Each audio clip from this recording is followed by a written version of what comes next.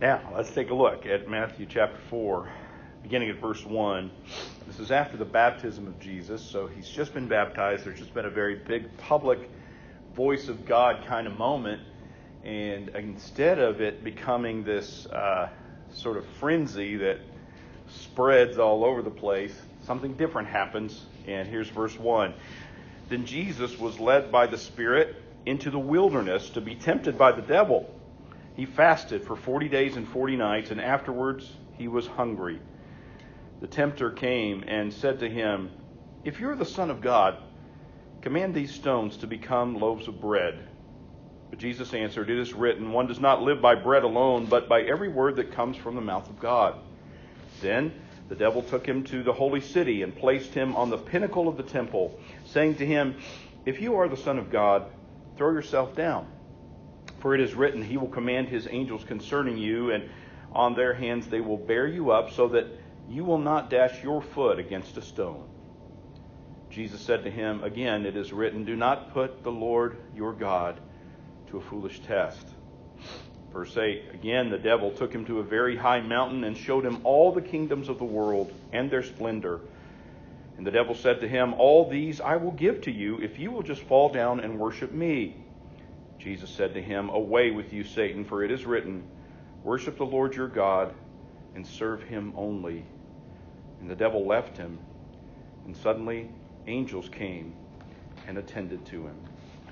Temptation is about trading the immediate, or trading the eternal for the immediate. Okay? Trading the eternal good for the immediate comfort. That's really what most of our temptations, big or small, are all about. You've heard the old saying, if you make a response in anger, you'll give the greatest speech you ever regret. Maybe you've given some of those speeches. I know I have as well. In fact, I was tempted to just this week, I have to tell you, and speaking of temptation, so I pulled up to a gas station. I was in a hurry. I was running low on gas. And everybody else was getting gas, and things were going great for them. And I put my card in and accepted. Everything was fine. And then the gas tank just froze. It just wouldn't do anything. It just said, wait. And I kept waiting and kept waiting. And time was ticking. And everybody else was smiling, getting their gas. And I was looking at the one pump of the 10 that wasn't giving me gas. So I took a breath, took the thing out, hit cancel, and started over. Maybe it's just a little. And the exact same thing happened. As more people were getting gas, I was waiting as time was ticking and I was running late. And I almost gave the best speech on gasoline that I would have regretted to some poor clerk who had nothing to do with the gas tank. And as I was about to, I sort of was reminded what I was preaching on this week about temptation and how you exchange the eternal for the immediate, the immediate satisfaction where you tell yourself this is going to feel great. And 2 minutes after you do it, you go, this doesn't feel great.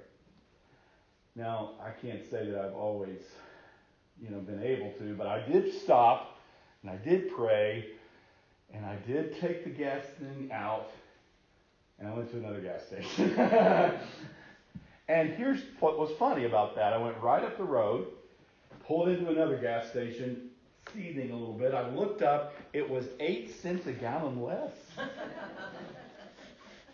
And I could just hear, the Lord chuckling, going, you see what? Just give me a minute. Give me a minute, Charles. Just give me a minute, right? Just give me a minute. I know that that's a minor thing. That's an everyday kind of daily thing. I get it.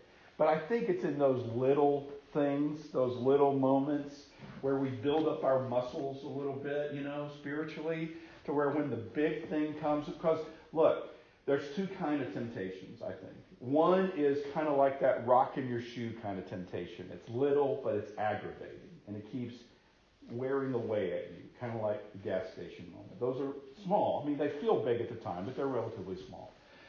That's the first kind. The second kind of temptation, guys, I really believe this, and you know it too, are the kind that come along and it feels like a boxer just hits you in the face. Those big ones, heavyweight boxer. I've shared this before. Mike Tyson, who was once the scariest boxer in the world, used to talk about his opponents, and he went through this string where he would knock out people in the first round. I mean, he was amazingly strong and talented, and all the commentators before each fight would say to him, "Well, here your opponent has this plan against you, and what about this? And here's a guy who has a different plan." And his favorite line, Tyson's favorite line was, "Well, everybody has a plan until they get hit in the face." And then the plan goes away. And I think about that in regard to the big temptations that we face. Because, I can prepare and have a plan, but there are some temptations that come along that just hit us out of the blue and throw us back on our heels. And I think they come when we're the most vulnerable. They come when we are feeling this sense of anxiety or feeling overwhelmed or feeling tired or feeling pressure or whatever. Well, Jesus spent 40 days in the wilderness fasting. He has just been publicly announced sort of by God as the Messiah. This is my beloved Son with whom I'm pleased. Listen to him. And instead of sort of then moving on, Jesus is led by the Spirit away from the crowds into the wilderness, into a time where there is this deeper preparation so that he doesn't just live off the hype of that moment. There's this deeper preparation for a much bigger adventure that he's going to face over the next 3 years, including the cross, which is coming. And so during that time, as all these things are on his heart and mind, and the fact that you probably heard Chuck talk about asceticism, like denying himself. Well, the reason we deny ourselves is not to punish ourselves, but to prepare ourselves, to strengthen ourselves for something bigger. And so Jesus is doing all of this, and sure enough, these temptations come like a punch from the devil, right? They come like trying to catch Jesus on his heels, right? And so the first thing I think we learn from this is that as Jesus sort of works through these temptations, first thing is this: the immediate is not always the best. That's hard to say in our culture. I was reading an article about sort of commenting on our culture and all the changes that happen in our culture. And this guy who's kind of an expert on sociology and culture and stuff like that says, and he's also a marketing guy. He kind of does marketing for different companies that appeal to especially younger generations or whatever. And one of his phrases I remember from that article is he says, if you have to wait on anything in this culture, you're already behind. If you're marketing, if you're telling them to wait, you're already behind. In other words, this is a culture of immediacy. Like if you can't have it now with all of our internet and all our stuff, then you're already behind. And I thought, how sad, right? How sad that is for all of us. And I'm caught up in that too, believe me. I mean, if the internet's, down for 3 seconds, I'm like, come on, you're right. And the universe is going, just wait a minute, it has to go to space and come back, that kind of stuff. Right? My phone blinks for a minute. Come on, man, right? Well, it's a phone that you can carry and talk to people all over the world. It's pretty amazing, right? Just give it a minute, right? But we're in this immediate world.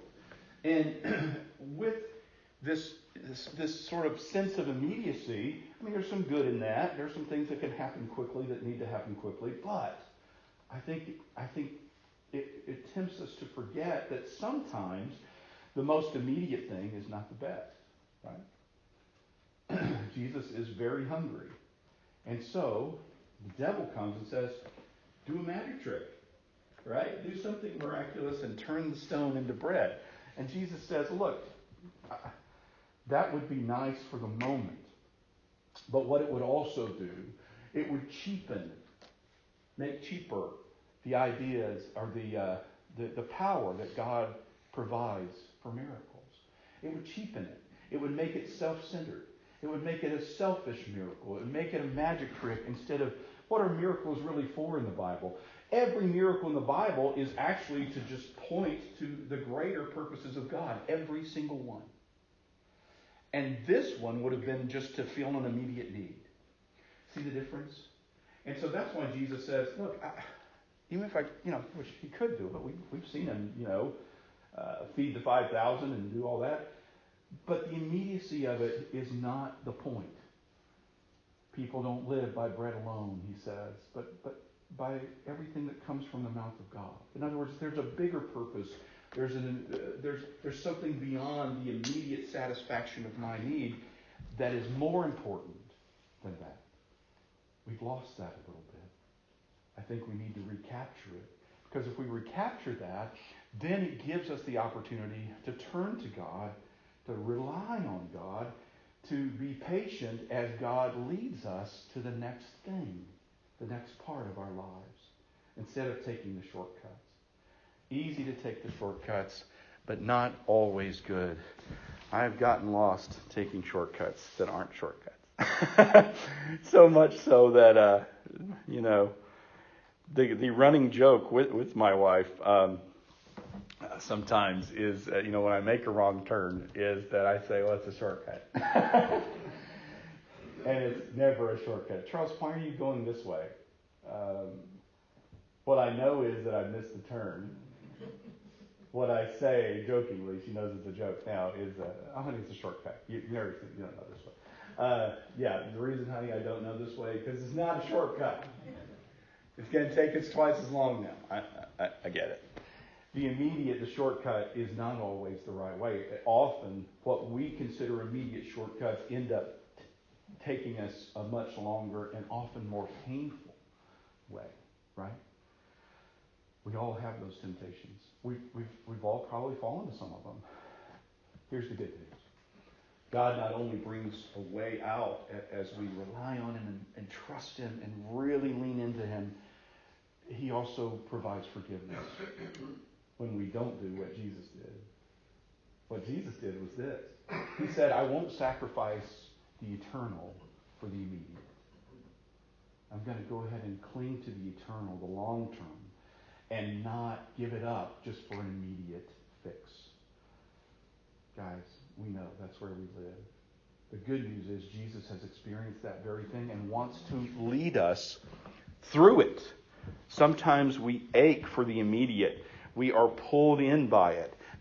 The Bible says in the book of James, the way sin happens is we're dragged away by our own desires, right? Which eventually will lead us to disobedience, to things that we know we ought not do. But here's the deal.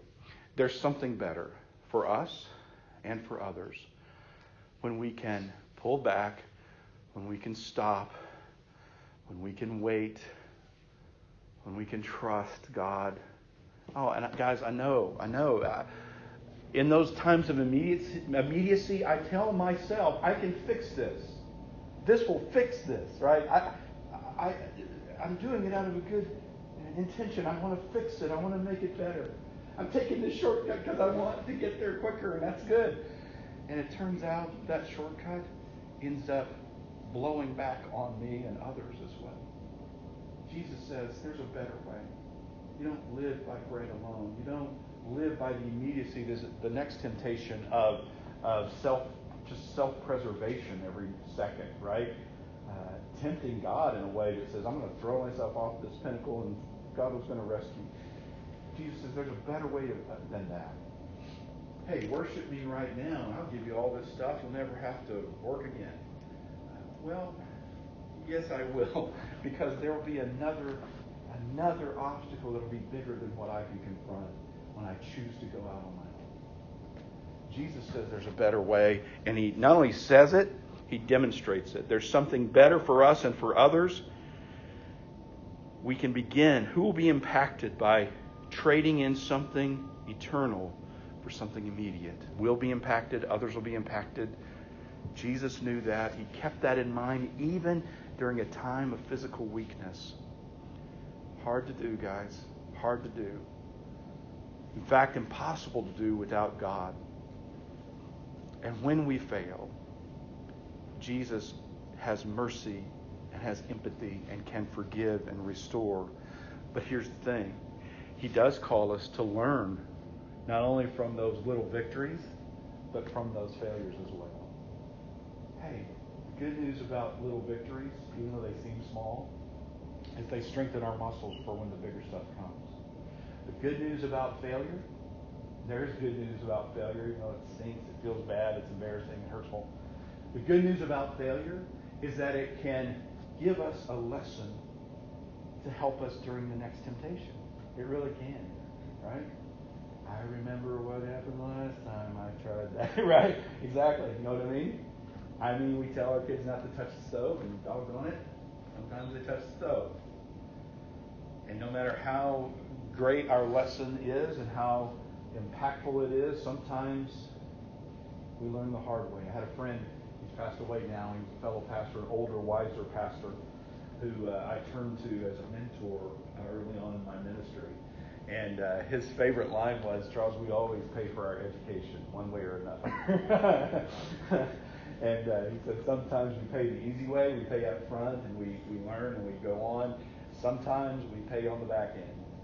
And we look back and go, man, I paid for that.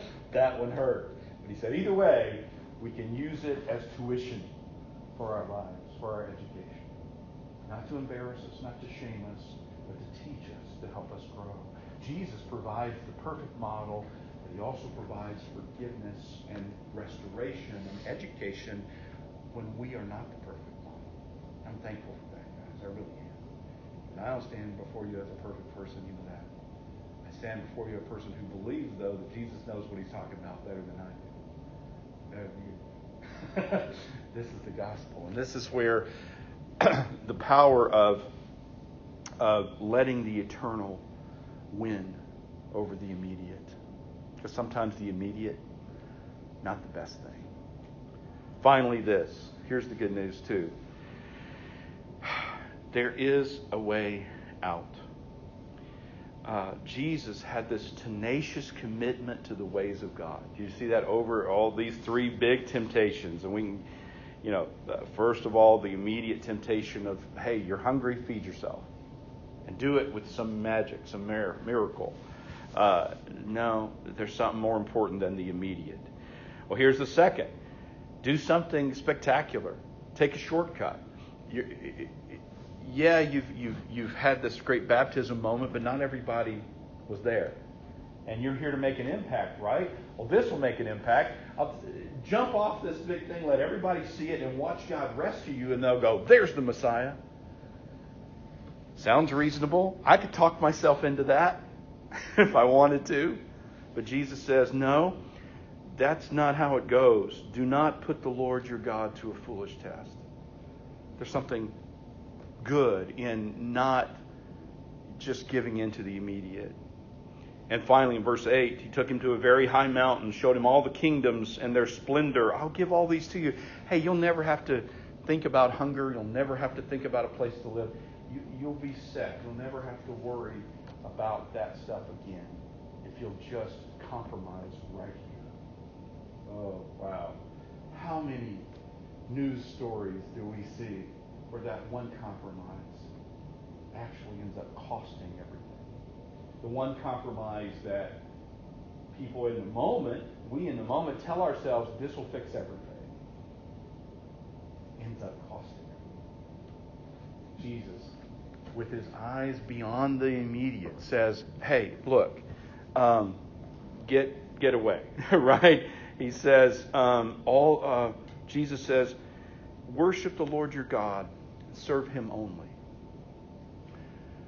He keeps reminding him of Scripture. I think that's significant. It reminds us to make sure we stay consistent in Scripture so that we can remember the bigger, more eternal things. But more than that, it reminds us that God provides a way. It just may be difficult to see at the moment. It really might be. It might be difficult to see at the moment. But it's there.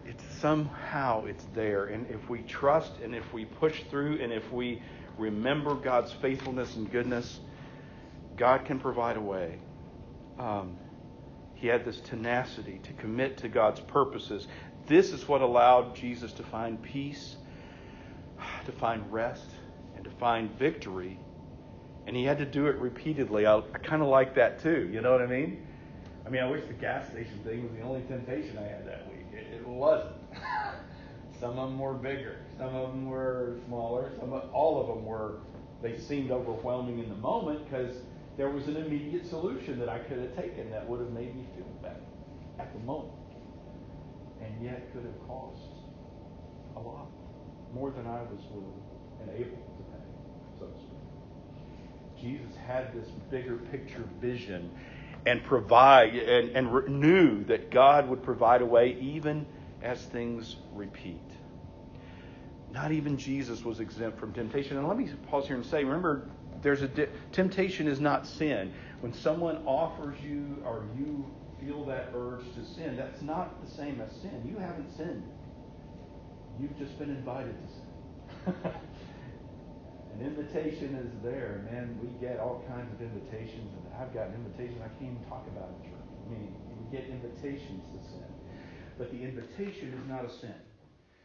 Accepting the invitation, there's where the sin comes in. But we also have the ability, by God's grace, to say no. No. Sometimes we have to say no, thank you. But no. Thanks for the invitation, but no. Or, I don't like that invitation. No. Whatever. We have that opportunity. God provides it. Man, it's hard sometimes. I know this. You know this. Jesus knew it. But the repeated temptation that Jesus was able to overcome shows us that there is a way out. There's a way out. I kind of like that there wasn't just one. I'm sure it was tough on Jesus, but I like that there were three in a row. In a row. You feel so good about, look, I said no to that. I didn't yell at that or whatever. And then here comes temptation number 2. You're like, really? Really? Right? And then number 3, it's like, Lord, come on. It's like the farmer who kept praying for rain, and he finally got rain, but then there was a lightning strike that destroyed half his barn. He went, Lord, really? It's not funny. God didn't send the lightning bolt, just part of rain. But those temptations hit us hard, and God says, look, there's something better than the immediate, and I can provide a way.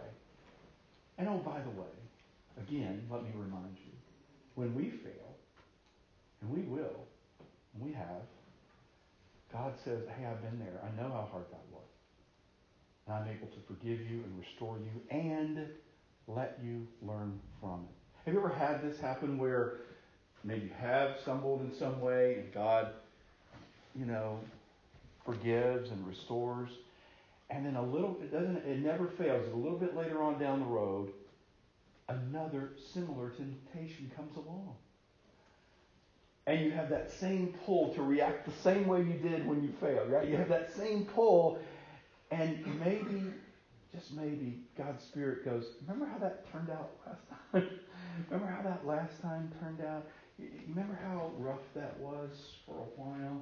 Remember how painful that was when you gave into that immediacy? How about we try my way this time? Those are moments of grace. They're not moments of condemnation or shame. They're moments of grace. They're moments of reminder. Right? They're moments that remind us. Let's allow God to do that. Well, the small victories don't always seem good. They just seem like they pass very quickly. But remember, we can take time to draw from the past victories. And we can take time to learn from the past mistakes.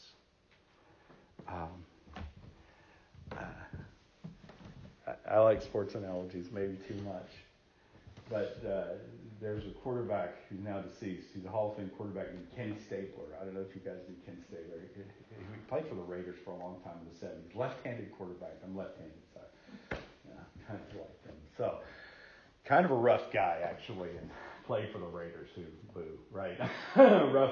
rough, mean team, especially back then. They were known to break the rules a lot and for pretty rough guys. And he was telling the story of this new running back that he had, and they were trying to run out the clock, and this running back was very, what's the word, sort of arrogant, right? He was an arrogant kid, and he said, he just kept saying, hand me the ball, I can get us, I can run it out the clock. He said, but he was way too arrogant for his, for his size and for what he could do.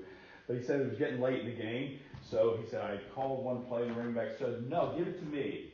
This young rookie, right? Telling this experienced quarterback, give it to me. He goes, okay, young man, okay. Play to you. We're going to run it left. It's going to be you. Well, he said, I knew on that left side was, and he named this particular defensive lineman who was an all-pro, gigantic monster of a defensive lineman, he said, who had been breathing down my neck the whole game and who had been just talking trash and could back it up and was telling me, I can't wait to get my hands on you kind of thing, right, during the game. He said, so I just called a play left, and I turned around, handed it to this running back, and he made a little juke and tried to hit the hole, and this big monster guy filled that hole and knocked him back to where his helmet was sort of sideways. The kid got back up, ran to the huddle. He said, well, we're still trying to run the clock down. He said, kid, I'm giving it to you again. This time we're running right. And the kid just sort of straightened his helmet. Got it. He said, I turned and handed off to the right. And sure enough, that big monster guy had sort of drifted over to the right side. And right when he hit that hole, this guy, like a freight train, knocked him down and knocked his helmet to the other side. He got back up, was breathing hard, and we went to the huddle, and I was about to call a play, and the kid looked at me and said, how about we call a pass?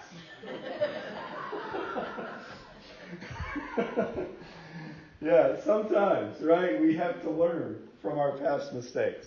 And I think God's grace is big enough to help us to learn from our past mistakes, to humble us, yes, but to teach us that there's a better way in the long run than the immediate.